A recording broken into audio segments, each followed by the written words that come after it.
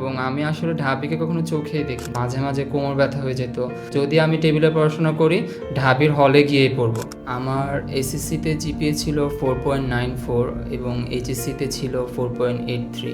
সবাই বলতো যে এত পড়াশোনা করে কি হবে, এটা তো কাজেও দিয়ে দেওয়া যায়।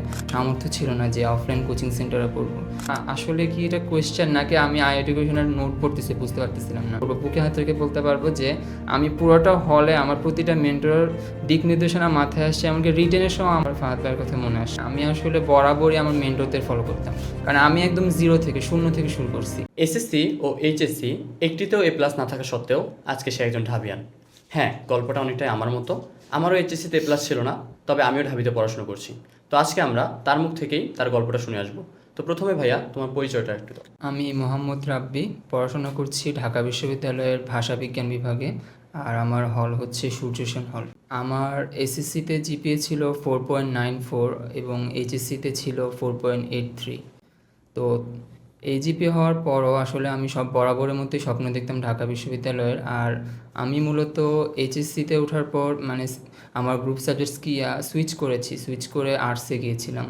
তো সুইচ করার কারণে আমার আশেপাশে অনেকেই মানে কটু কথা বলেছিল যে এটা পরে কি হবে, আদৌ কি কিছু সম্ভব কি না। তাছাড়া আমাদের পারিবারিক অবস্থাও তেমন ভালো ছিল না, যার কারণে সবসময় ডিমোটিভেটেড হইতাম। আশেপাশে সবাই বলতো যে এত পড়াশোনা করে কি হবে, এটা তো কাজেও দিয়ে দেওয়া যায়, বা তোমরা কেন এত বড় বড় ড্রিম দেখো। বাট বরাবরই বাবা মা আমাকে নিয়ে আশা রাখতো, যেটাই করতাম সবসময় সন্তুষ্ট থাকতো, বলতো তুই চেষ্টা কর, আমরা তোর পাশে আছি। তো এইভাবেই মূলত মা বাবার সাপোর্ট, পরিবারের সাপোর্ট, এর মাধ্যমে আজ এতদূর আসা। আর আই এডুকেশনের কথা যদি বলি, যে আমাদের মতো স্টুডেন্টদের জন্য এটা একটা ব্লেসিং, কারণ এখনকার যুগে মানে এত কস্টলি যাতে যে আমাদের মতো মানে সামর্থ্য ছিল না যে অফলাইন কোচিং সেন্টারে পড়বো। সেই হিসেবে আই এডুকেশন তার সেরাটা দিয়েছে, যতটুকু দরকার তার চেয়ে আরও বেশি দিয়েছে। আমি এটা মানে ওনাদের কার্যক্রম নিয়ে যেমন স্যাটিসফাইড, আমার রেজাল্ট ওভারঅল সব কিছু নিয়ে আমি অনেক কৃতজ্ঞ। আচ্ছা রাব্বি, তো এডুকেশনের সাথে তোমার পথ চলাটা যে শুরু, সেটা কিভাবে শুরু হয়েছে একটু শেয়ার করো। মূলত আমার মধ্যে একটা কনসেপ্ট ছিল যে অনলাইনে পড়াশোনা হয় না, আমি ফোন থেকে বরাবরই দূরে ছিলাম। তো কলেজ লাইফেও মোটামুটি আমি একাডেমিক পড়াশোনাই করতাম। তো একদিন 2025 সালে যখন মানে আমাদের ইমিডিয়েট সিনিয়রদের রেজাল্ট পাবলিশ হইলো, আমার এক আপুর ফ্রেন্ড মানে বলল যে ওনার সিউতে চান্স হয়েছে, তো উনি সেখানে বর্তমানে পাবলিক অ্যাডে আছে। তো আমি জিজ্ঞেস করলাম যে আপু আপনি কোথায় পড়ছেন, বলতেছে একটা প্ল্যাটফর্ম আছে আই এডুকেশন, অনেক ভালো, বেস্ট হবে, তুমি এটা দেখতে পারো। তো মূলত মাথায় ছিল। এরপর আমার এইচএসসির মধ্যেও কোনো রকম যোগাযোগ ছিল না এখানে।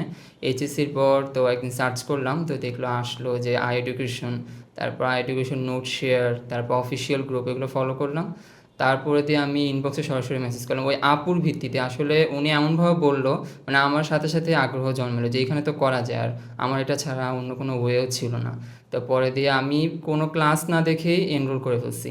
পরে মহসিন ভাইয়ের একটা ফ্রি ক্লাস ছিল, সেটা হচ্ছে ইংলিশের সাবজেক্ট ভার্ব এগ্রিমেন্ট। আমার এখনও মনে আছে যে ওই দিন বৃষ্টি পড়ছিল, ওই দিন একটা ক্লাস করেছিল যে rule together with, along with, none but. এখান থেকে হুবহু একটা কোয়েশ্চেন ঢাবি পরীক্ষা আসছে। আমি জাস্ট পরীক্ষায় আনসার করতেছি আর স্যারের কথা মাথায় আসতেছে যে কিভাবে একটা ক্লাস থেকে প্রশ্ন হুবহু কমন আসতে পারে, মানে এইটা আর কি। আচ্ছা, তো তুমি যে বললা যে তুমি শুধুমাত্র অনলাইনেই পড়ছো, জি। সো অফলাইনে যে তুমি পড়োনি, তো তোমার কি কখনো মনে হয়নি যে অফলাইনে পড়লে হয়তো আমি আরো ভালো করতে পারতাম অথবা আমি আরো ভালো কিছু পেতাম? আমার আসলে বরাবরই হতাশা কাজ করতো। আমি আসলে কি করব নিজেও বুঝতে পারতাম না। একটা একাকিত্ব। তারপর আমরা মানে যেখানে থাকতাম আমাদের বাসা আসলে খুবই সংকীর্ণ। এমন একটা অবস্থা হয়েছে যে আমার 12 ইয়ার আর 30 ইয়ার্স পড়াশোনার লাইফে আমাদের বাসায় পড়ার টেবিল ছিল না। এটা ভেরি স্যাড রিয়ালিটি যে আমাদের ঘরে টেবিল রাখার জায়গা না। আমার এটা বলতে গেলে ড্রিম ছিল যে আমি একটা পড়ার টেবিলে পড়বো। তো আমাদের খাটে পড়াশোনা করা লাগতো। তো একটা জেদ ছিল আমার যে আমি যদি টেবিলে পড়ি, ঢাবির হলের টেবিলে বসে পড়াশোনা করব, তার আগে না।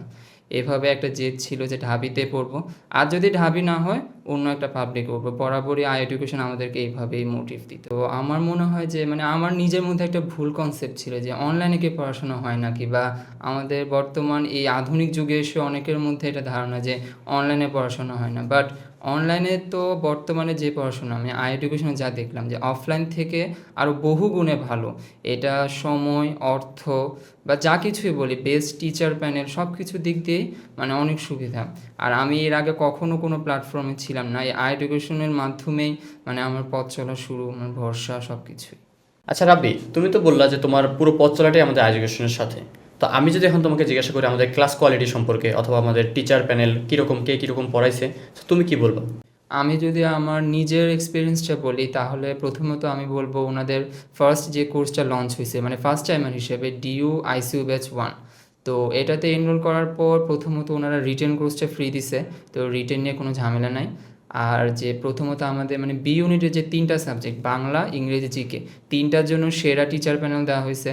রিটেনের জন্য মহসিন ভাই তো আছেই, প্লাস আমাদের প্রায় 2 ব্যাচ সিনিয়র এর রিটেনের জন্য আলফি আপুকে দেওয়া হয়েছিল। আমার মনে হয় এটা ছিল আই এডুকেশনের একটা বেস্ট ডিসিশন, কারণ এই দিক দিয়ে আপু আমাদের মানে প্রায় কাছাকাছি বয়সী, তো ওনার যে দিক নির্দেশনা আমি এখনও মনে আছে আলফি আপুর রুটিন আমি হুবহু ফলো করতাম, যে তুমি সকালে এটা পড়বা বিকালে এটা রাতে এটা এইভাবে করে পড়তাম। প্লাস এক্সাম হলে কি করব ওখানে স্ট্র্যাটেজি কি করতে হবে এই জিনিসগুলো হেল্প করতো। তারপর আই এডুকেশনের আরও অ্যাডভান্টেজ হচ্ছে ওনারা অনেকগুলো কোর্স ফ্রিতে দেয়, মানে ডিইউ কোর্সে এনরোল করার পর ওনারা সিইউ ব্যাচ ফ্রিতে দিচ্ছে আমাকে, আরইউ ব্যাচ ফ্রিতে দিছে, এরপর কুমিল্লা ইউনিভার্সিটি গুচ্ছ, তারপর সাস্ট হাবি প্রবি এগুলো সবগুলোই ফ্রিতে দিছে। তো মোট কথা হচ্ছে প্রথমে এনরোল করলে যতক্ষণ না একটা স্টুডেন্ট চান্স পাচ্ছে ওনারা দায়িত্ব নিয়ে নেয় আই এডুকেশন। এছাড়াও আর যদি মেন্টরদের কথা বলি, যে প্রথমত ইংলিশের জন্য আমি মনে করি যে বাংলাদেশে মানে বস একদম সেরা সেরা ক্লাস হচ্ছে মহসিন ভাইয়ের ক্লাস।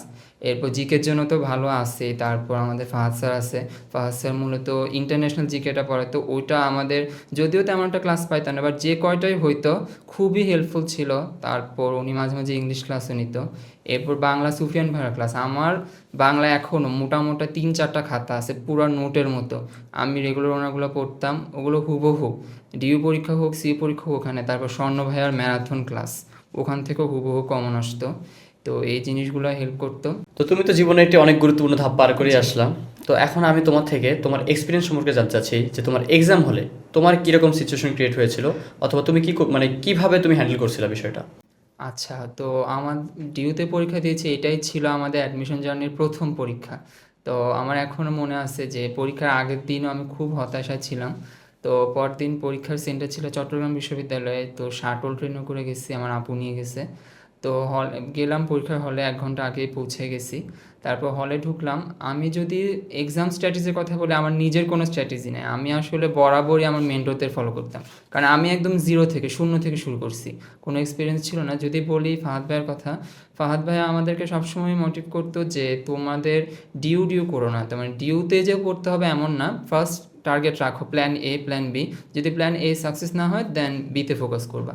তো উনি আসলে নিজের এক্সাম এক্সপিরিয়েন্সই আমাদের সাথে শেয়ার করছিল যে ওনার এক্সামটা কেমন হয়েছিল। তো ভাইয়া বলছিল যে এমসিকিউ ভালো হোক বা খারাপ হোক তুমি সেটা দিয়ে মানে কখনো মানে ডিমোটিভেট হবা না, তুমি রিটেনটা একদম মানে ভাইয়া ওই কাজটা করছিল একদম ধুমায়, রিটেন কমন আসছে ও লিখে দিয়েছে, বলছে আমি রিটেনে অনেক ভালো একটা নাম্বার পাইছি। তো আমারও একটা চিন্তাভাবনা ছিল যে আমি যে 1 ঘন্টা থাকবে এটা আমার বেস্ট দেওয়ার ট্রাই করব। তো এক্সাম শুরু হইলো, প্রথমে বাংলা দিয়ে স্টার্ট করছি। বাংলা তো আমি কোয়েশ্চেন দেখতেছি, আমি কি আসলে কি এটা কোয়েশ্চেন নাকি আমি আই এডুকেশনের নোট পড়তেছি বুঝতে পারতেছিলাম না। হুবহু ম্যারাথন থেকে কমন প্রত্যেকটা অ্যান্সার করলাম, চটপট করে ফেললাম। দেন ইংলিশ, ইংলিশ করার পর দেখলাম যে বরাবরের মতো মহসিন স্যারের ম্যারাথন ক্লাস থেকে আসলো, এমনকি ফ্রি ক্লাস থেকে কমন।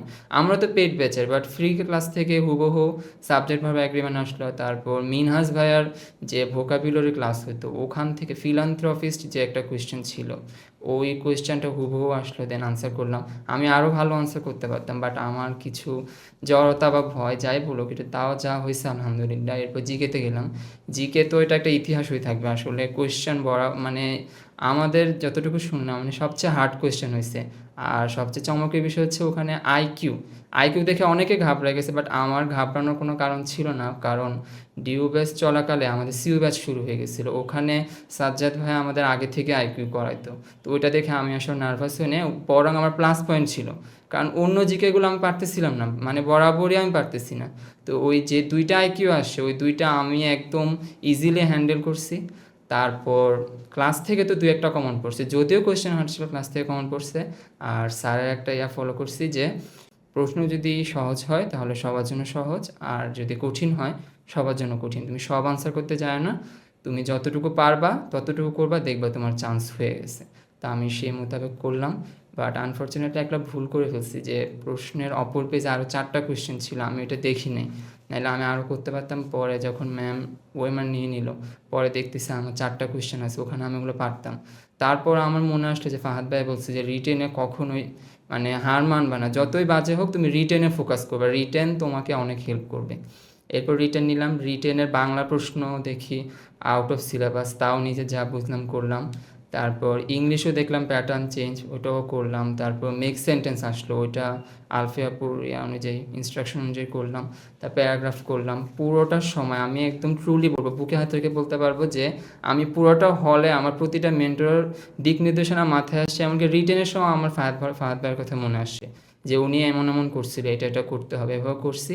করার পর হল থেকে বের হয়ে আমি এটা শিওর ছিলাম যে আমার পজিশন আসবে, আমি পাশ করব, এটা কনফিডেন্ট ছিল। আলহামদুলিল্লাহ, আমার প্রিয় শিক্ষকদের ইন্সপিরেশন এবং আমার মধ্যে যে আত্মবিশ্বাস ছিল, যদিও ছিল না, ধীরে ধীরে বিল্ড আপ হয়েছে। এর ফলে আজ আমি ঢাবিয়ান, আমার স্বপ্নের বিশ্ববিদ্যালয়ে পড়াশোনা করতে পারছি। এবং আমি আসলে ঢাবিকে কখনো চোখেই দেখিনি। প্রথম যেদিন আমার সাক্ষাৎকার ছিল সেদিনই আমার স্বপ্নকে নিজ চোখে দেখতে পারছি।